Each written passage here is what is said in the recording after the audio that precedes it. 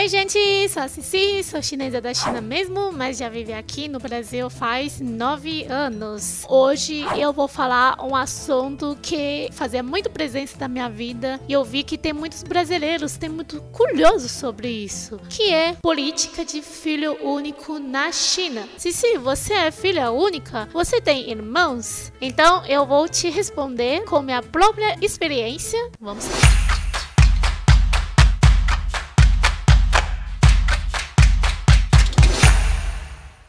Antes de começar o vídeo, eu pedi pra você dar o like, porque vai ser muito legal. Então dá o like já.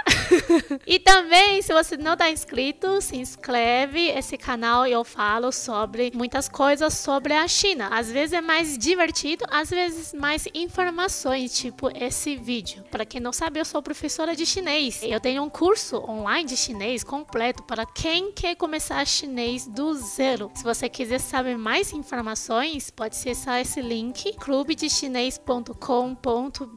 Se você não está pensando em aprender agora, também pode começar assistindo alguns videoaulas que eu tenho um outro canal chamado Clube de Chinês. Eu vou deixar aqui. Lá no outro canal eu só dá aula de chinês mesmo. Sem enrolação, vamos começar. Então, vamos começar comigo. Sim, eu sou filha única. Meus pais só tiveram uma filha, mas eu tenho muitos primos. Sim, meus primos, maioria também são filhos únicos. Tem dois casos diferentes, na verdade, é muito interessante porque a parte do meu pai sempre mora na cidade. Então, parte do meu pai, todo mundo teve filho único. Agora, a parte da minha mãe, que sempre morava na zona rural, os irmãos da minha mãe teve mais de um filho, 2 filhos. Então, meu tio e minha tia, porque a minha avó teve 3 filhos, eles teve 2 filhos. Você pode perceber um pouco diferença na China inteira, que é muitas pessoas na cidade, geralmente, né, pegou essa política mais forte e pessoal do zona rural, essa política tem uma exceção para quem mora na zona rural. Já já eu vou explicar qual é essa exceção. E talvez você vai perguntar, e como faz para não ter mais filho, só ter um filho? Naquela época, quando começar a política de filho único, começar uma divulgação muito forte de usar camisinha, que isso não era muito forte na China antes de anos 70. Então, começou essa política e começou essa divulgação. E outro, sim, aborto na China é legal, então pode tirar bebê. Minha mãe, depois de nascer eu, já teve abortos, minha tia também. Então, imagino que muitas pessoas na China já teve aborto. E também tem outra coisa que eu perguntei para minha mãe. Eu lembro, alguns anos, acho que 2 anos, 3 anos atrás, ela foi para o hospital e ela tirou uma coisa que estava no colo de útero dela, que é meio que um anel. Ele vai fechar, inclusive chama anel. Enquanto a minha mãe nasceu, porque só pode ter um filho, ela teve esse anel para ela não engravidar de novo. Claro, teve algumas exceções, porque eu falei que ela teve aborto depois. Ele não funciona 100%, mas evita muito. E esse não é obrigatório, isso é tipo, minha mãe fez, mas tem outras tias não fizeram. Essa é uma das maneiras, naquela época, que na China fazia para evitar ficar grávida. Ainda falando da minha família, minha tia, na verdade, ela nasceu no campo, mas ela já veio para a cidade, ela sempre trabalhava na cidade. Ela teve segundo filho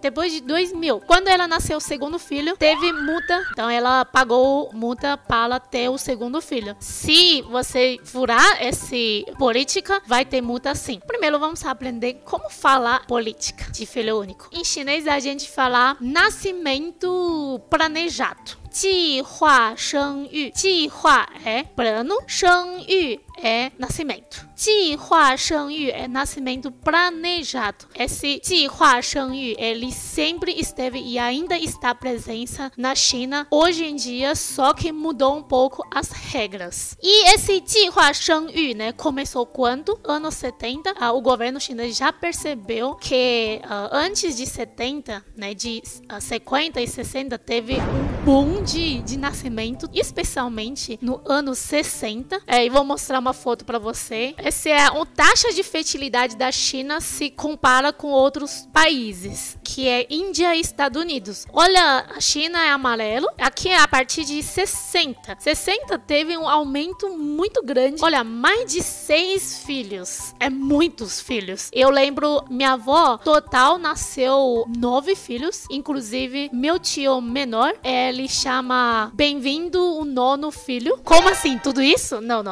Chama Yin de bem-vindo e Jiu é 9. Então, Yin Jiu é bem-vindo o nono filho. Aquela época, né, nascem muitos filhos. Imagina, minha avó, ela não trabalhava, só meu avô trabalha. Passava muito fome mesmo. Aquela época nascia muita gente, inclusive, né, a maioria dos filhos nasceu na época de 50 para início de 70, né? Essa época que teve várias famílias, teve muitos filhos. E aquela época era muito pobre. Voltando para essa mapa, essa época realmente teve um boom de nascimento de bebê. E aí, na 70, o governo já percebeu e já fez recomendação de nascer menos filho. Então, se continuar esse crescimento, vai ter muitos problemas depois, né? Vai ficar mais pobre e taxa de morte de bebês vai aumentar também. Em anos 70 já fez várias reuniões. Quando você faz uma política grande, com certeza precisa conversar bastante. Então, em 70 já teve várias falas.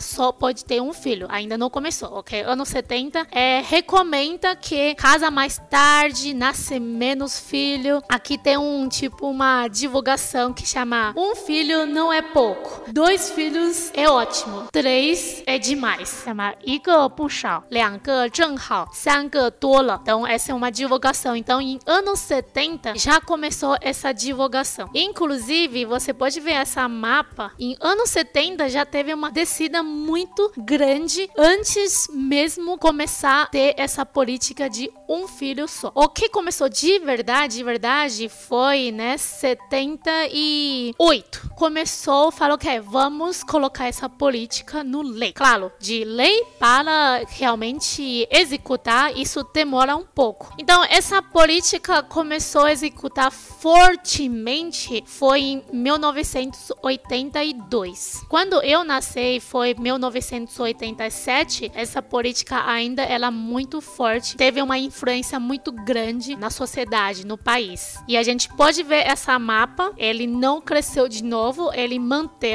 2 ou um pouco mais de 2 entre 80 a 90, porque começou com certeza para executar, para passar, né, no país inteiro. Isso demora um pouco e também tem algumas exceções. Não é todo mundo tem que nascer só um filho. De 80 para 90 manteve quase igual, né, mesmo número. E quais exceções vamos falar? Primeiro é zona rural. Lembra que minha mãe, a família dela é zona rural, então lá a maioria das famílias teve mais de um filho. Isso é muito comum, porque se você nascer, o primeiro é uma filha, você pode nascer mais um filho. Isso você talvez vai falar muito machismo, sim, mas é a realidade na zona rural da China. Tradicionalmente, sempre acha que no campo, né, o homem é o melhor trabalhador do que a mulher. Esse pensamento refletiu nessa política, que inclusive tem essa exceção. Segundo, etnias menores, que não seja Han, né? Se você ainda não assistiu o vídeo que eu falei as etnias menores na China, você pode clicar para assistir. Então, nas etnias menores, porque já tem menos gente, então não precisa seguir essa política de um filho, pode nascer 2, não é mais do que isso. Outro é se os pais, os dois são filho único, tipo eu sou filha única, se eu casar com outro filho único, a gente pode ter 2 filhos. E quarto é lugares, pode ter mais, por exemplo, na China, na verdade não é todos os lugares tem tanta gente. Noroeste, no Tibete, as províncias ficam nessa região, eles já tem muito pouco população. Então, várias províncias que tem pouquíssima população, eles também não entram essa regra. Bom, agora a gente falou, né, quando começou e quando terminou. Terminou, na verdade, ainda não terminou, ainda é planejado, mas terminou de só um filho, foi 2015. Depois disso, todos os casais podem nascer 2 filhos, mas também não pode ser mais do que isso. Então é política de 2 filhos. Agora a gente vai falar um pouco, né, os efeitos dessa política. Estatisticamente falando, né, tem um número falando, tem uma pesquisa mostrando, com essa política de 1 filho, na China nasceu menos de 400 milhões de pessoas. Claro, esse número tem várias pessoas que criticam, porque ele não colocou o fator de desenvolvimento das pessoas dentro. Porque olhando, né, o mundo inteiro, quanto especialmente as mulheres mais estudam, mais trabalham, naturalmente a mulher vai nascer menos filhos mesmo. Então esse é um fator que não contou nesse número. Então a gente não pode falar que esse menos tudo isso de gente, né, só por causa de uma política. Isso também não é verdade. Mas primeiro a gente vai falar quais são os pontos positivos de política de 1 filho. Primeiro, ele ajudou economicamente a China crescer. Teve menos consumo para os bebês recém-nascidos. Então isso pode ter mais o depósito. Imagina, né, se pensando vocês, se sua família, se você nascer 2 filhos, com certeza isso reflete muito sua poupança, porque você tem que gastar mais dinheiro. Por isso, esse é um dos efeitos positivos dessa política, economicamente falando. Segundo, é melhor para emprego, taxa de desemprego, porque tem menos gente entrando no mercado de trabalho, então tem menos concorrência. Isso, na verdade, a gente só tá falando de curto prazo, não é longo prazo, porque depois a gente vai falar de longo prazo daqui para frente. O terceiro, aumentou, né, a qualidade de vida das pessoas, porque